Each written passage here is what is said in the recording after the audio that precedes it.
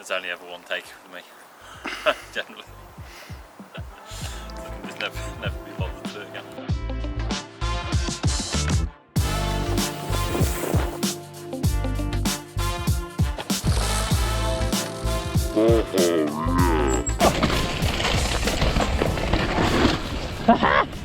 Hello, welcome everyone. This is the AstonMTB channel. We're not at the bike farm in Italy, we're in North Wales this week. It's cold and wet, it's not my scene.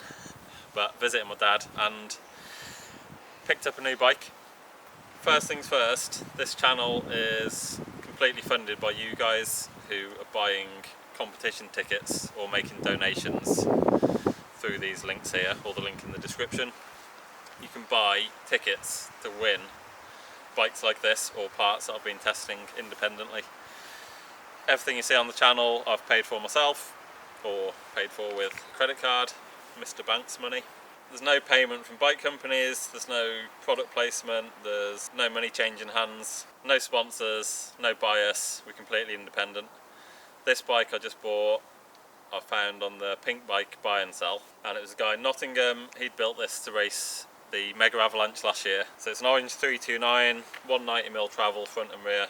Yeah, the 329 is a downhill bike chassis, but he's put a dropper post on there, some wide range cassettes on the back, and massive discs, 220mm discs front and rear, and the Hope V4 brakes, which if you've been following my channel or Instagram, I always go on about these brakes. The V4 super powerful, durable. He's gone for the braided brake lines and yeah, upgraded the disc size, so this should be fine for any Mega Avalanche type riding. He used it 6 times, couldn't go to the Mega due to virus reasons. Yeah, he used it 6 times and I've just bought it for £2,290 I think it was, delivered to Mum's house, which was nice. She checked it over, she said it looks in perfect condition, the colour's really nice, so that's all you need to know from Mum's feedback. And yeah, I just saw it on the buy and sell and thought, this is a cool bike, this is the kind of thing I would try and build. And it was there, ready built, so I bought it. He's definitely a bike nerd, engineering dork like me. All the bolts have been marked with paint to check they're not moving, opening. And there's a few other little bits and pieces I've spotted. There might be some custom homemade spacers for the ISCG chain guide.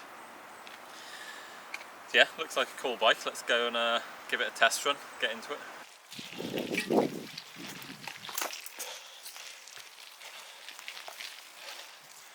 Just did the first climb to the top of the hill.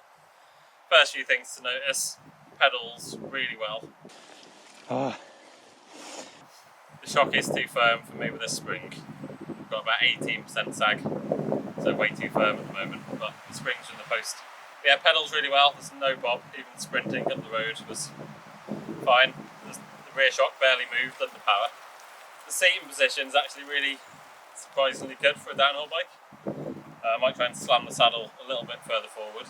Apart from that, the only thing is it just feels way too biased towards the front. The fork's way too soft compared to the back. I don't know if the previous owner was riding it like this, but that's going to be the first thing to work on, is getting the suspension tuned. But it's not really set up at the moment, like we say. Just a shakedown and just to get to grips with it and see how it goes.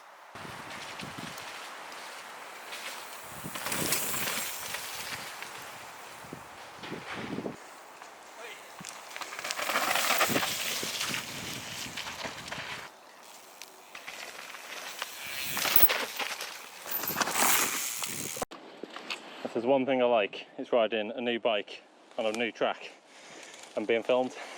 No pressure. So first run done, or first run, we just went to the first fire road. 30-second bit of track. Feels pretty good.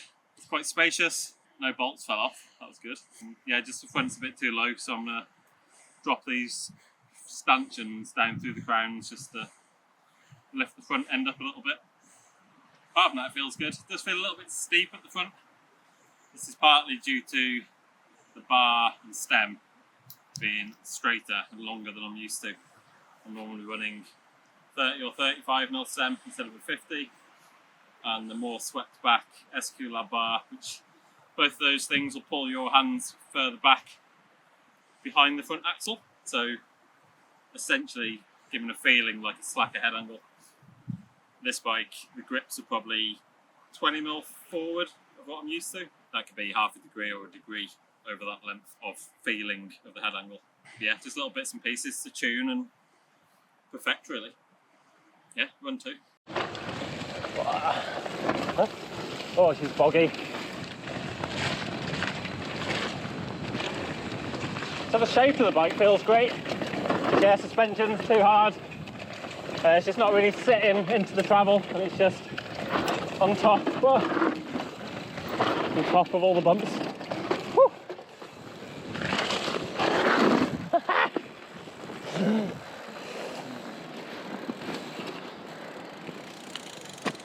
Feels great so far. The shape feels good. Yeah, it's just the suspension's way too hard, but we knew that before we got here.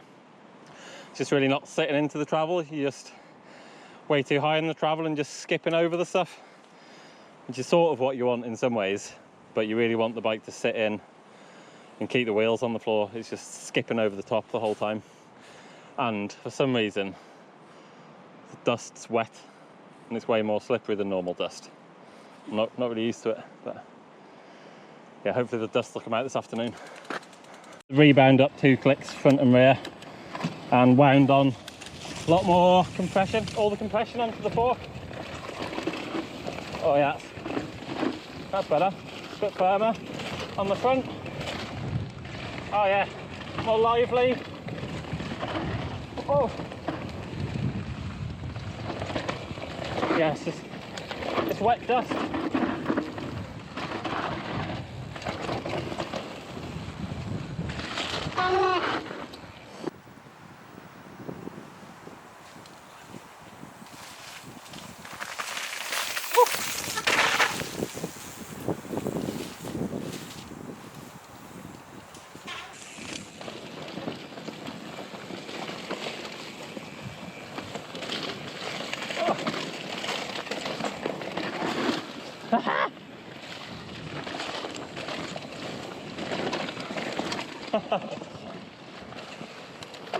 Why is the dust so wet?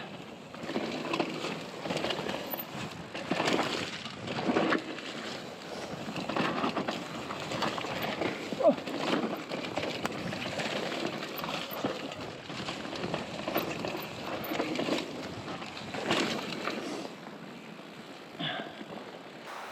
So very positive start so far on the Orange 329. It's nice to start with a used bike that's being built by someone who obviously knows what they're doing, and yeah, it's all pretty solid and everything was sort of in the right place to start with. Biggest issue we've got is just the weight balance is too far forward because the rear spring's too stiff. We knew that from the start, it's not really a problem. That is the problem with coiled shocks, is it's much more difficult to change the spring. If it was an air shock, we wouldn't have had any of that problem today. We would have just dropped the pressure and got that right from the start. But yeah, it's been great so far. Feels like a nice shape, very stable, no complaints.